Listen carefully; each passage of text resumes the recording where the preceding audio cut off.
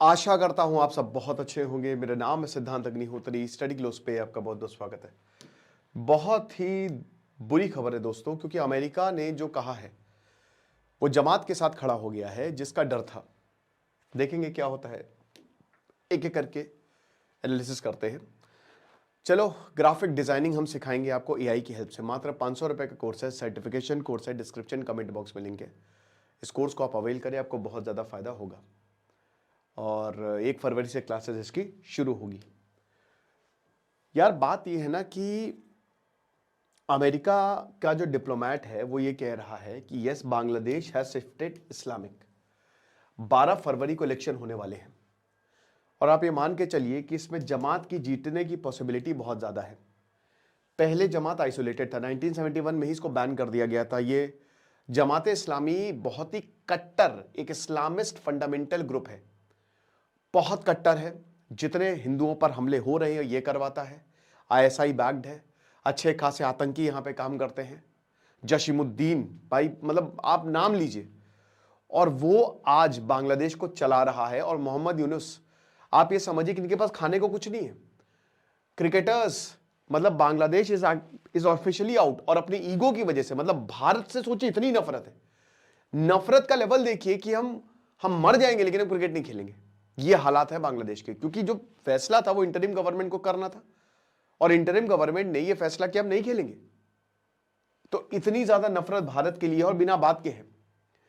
कह रहे शेख हसीना जो है, शेख हसीना को इंडिया जो है उसने शरण दे रखी, तो क्यों ना दे शरण, क्यों ना दे। जावेद शाह कहां पर है, कहां पर है जावेद शाह? या फिर भाई देखो, बशार अल असद कहां पर है? हर कोई पॉलिटिकल असाइलम देता है, देना ही चाहिए।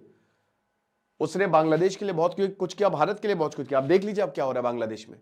इनके इतने बुरे हालात हैं, इकोनॉमिकली तो एकदम ही खराब हो गया है। और दोस्तों ऐसे भी, मतलब, और अमेरिका का ये स्टैंड है कि हम जो हैं वो जमात के साथ इंगेज करेंगे।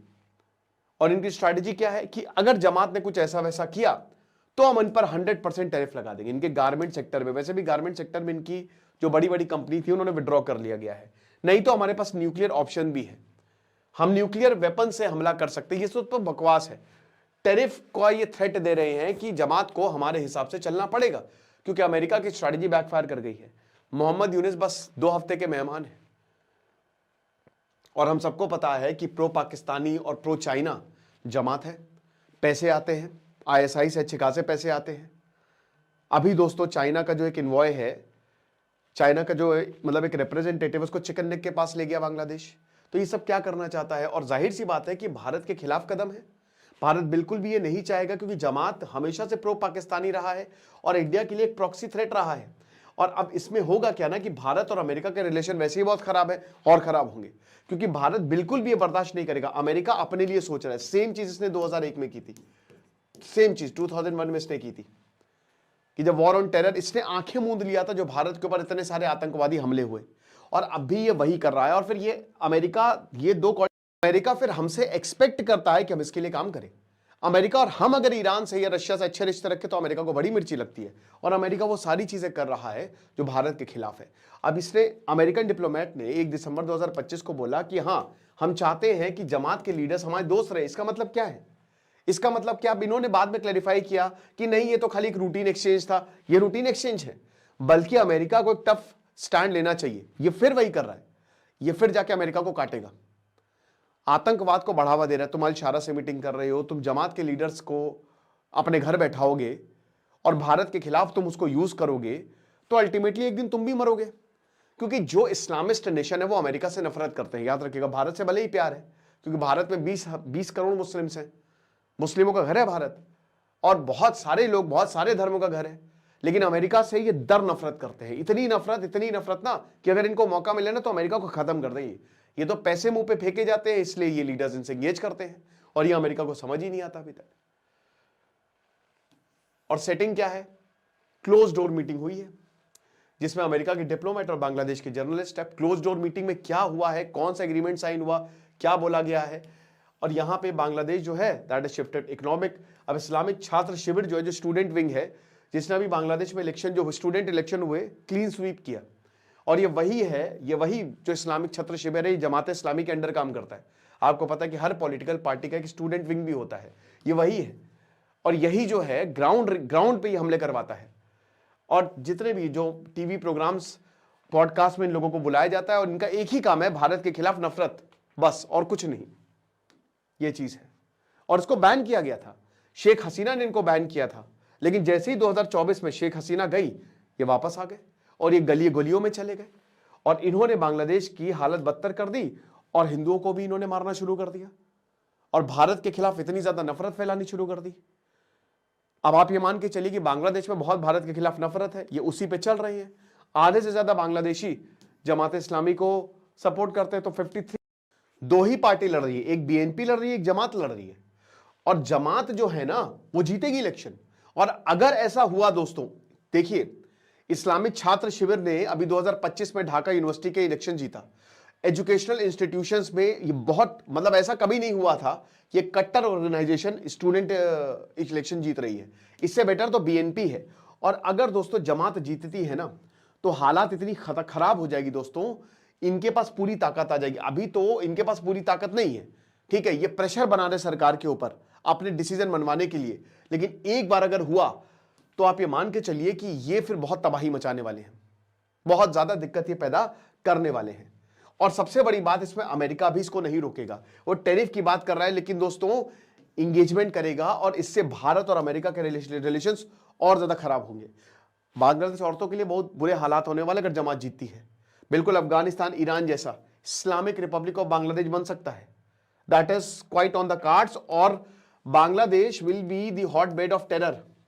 आतंकी हमले भारत के लिए मुसीबत इसलिए कि भारत को अपनी आधी आर्मी यहां पे लगानी पड़ेगी और पूरी फेंसिंग करनी पड़ेगी, जो अभी नहीं है। और अमेरिका को इससे कोई भी फर्क नहीं पड़ता, क्योंकि अमेरिका को सेंट मार्टिन आइलैंड चाहिए और अमेरिका को बेसिस चाहिए। चाइना का जो है यहां पे डर बैठा है, चाइना यहां पे अपना इन्वेस्टमेंट, मतलब चाइना फैक्टर एक ऐसा है ना कि अमेरिका को ब्लैकमेल किया जाता है इससे, और अमेरिका से डर भी जाता है। और अब 20% जो है बांग्लादेश के टोटल एक्सपोर्ट्स अमेरिका में जाते हैं और इससे इतने ही जो है वो यूरोप में जाते हैं।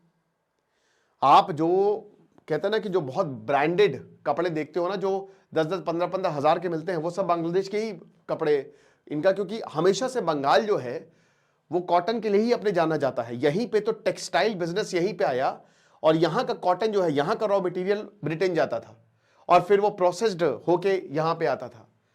अब बोल तो नहीं ये कर देंगे, वो कर देंगे, 100% टैरिफ लगा देंगे, बट ऐसा कुछ नहीं होने वाला दोस्तों। अमेरिका 110% झुकेगा। और इसीलिए क्योंकि भाई देखो अभी जब तक, क्योंकि भारत को ये लग रहा है ना कि भाई जमात अभी है नहीं, और जब आएगा तो फिर क्या होगा, तब तो हमारे रिश्ते पूरे कोलैप्स हो जाएंगे, क्योंकि ये बोलेंगे शेख हसीना को वापस दो, और शेख हसीना को ये जैसे ही है ये तुरंत फांसी पे लटकाएंगे। और सिस्टमिक टारगेटिंग भी हो रही है। Foreign minister AK Abdul Momen, इन्होंने बोला कि देखिए प्रोपेगेंडा, हेट्रेट और डीह्यूमनाइजेशन अभी जो करेंट गवर्नमेंट वो कर रही है, प्रोपेगेंडा भी फैला रही है, नफरत भी फैला रही है और इंसानियत को शर्मसार करने के लिए वो सारे काम कर रही है। जिस इंसान ने नरसंहार किया, गांव के गांव को मिटा दिया, उसको ये मेन लीडर बना दिए है। ठीक है, mob violence, human rights abuses, कोई बोल नहीं सकता, वहां पे माइनॉरिटी खत्म है। 1.5 करोड़ हिंदू जो है वहां पे बिल्कुल खतरे में है। और भारत का यही बिगेस्ट फियर रहा है हमेशा से कि कहीं ऐसा ना हो कि जमात आ जाए। शेख हसीना थी तो जमात पर कंट्रोल था, लेकिन अब ये कंट्रोल जो है वो टूटता जा रहा है। और इलेक्शन डे 12 फरवरी को है। और जैसा कि मैंने बताया, अगर जमात जीती, नहीं तो अगर उसने कोलिशन भी बना दिया, ठीक है, गठबंधन की सरकार भी आ गई ना, तो फिर बहुत दिक्कत होने वाली है। फिर इसके बाद इंडिया को अपने दूसरे ऑप्शंस को एक्सप्लोर करना पड़ेगा, क्योंकि डिप्लोमेटिक रिलेशंस वैसे भी खराब है। और उसके बाद पूरी तरीके से कोलैप्स होंगे ऐसा तो नहीं होगा, लेकिन कहीं ना कहीं भारत को कुछ और ऑप्शंस भी देखने पड़ेंगे, क्योंकि अभी तक कहीं ना कहीं इंडिया भी अमेरिका पे काउंटडाउन कर रहा था, बट देख लिया अमेरिका क्या करता है। America betting on economic tariff, क्या फंडा, इनको लगता है कि हर चीज टेरिफ पे कंट्रोल हो जाएगी। भाई ऐसा नहीं है। अगर ऐसा होता ना तो दुनिया तुम्हारी मुट्ठी में होती। तुमने ईरान पे तब से सैंक्शंस लगा के रखे हुए हैं, वो अभी भी जिंदा है। आपको क्या लगता है मुझे कमेंट बॉक्स में बताइएगा। खुश रहिए, पढ़ते रहिए। दिस इज सिद्धांत अग्निहोत्री साइनिंग ऑफ।